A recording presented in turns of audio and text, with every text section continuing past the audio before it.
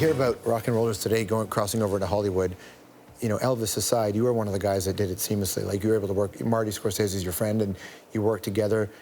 You're doing another one with him now? I mean, Yeah. the Wolf of Wall Street. Tell me about, what's that like? It's a crazy story. It takes place in the 80s and 90s, and it is about a guy who figured out that he had an incredible talent for selling stocks and had no problem with it being fair or unfair what he was doing. And he became so tremendously successful, and he brought in all of his friends with him into the business.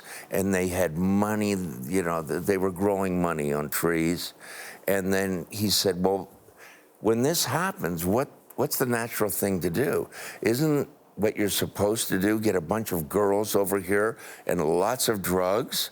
Isn't that what comes natural? And boy, these guys in this story, they make Keith Richards look like a kindergarten student, you know. It is unbelievable, this story. And so what I have to do in this is, with Martin Scorsese, we're choosing music and putting it in certain places that make you feel that period. No different than what we did in Raging Bull years ago. So you are in the feeling of that time. And Marty is kind of a genius in this area.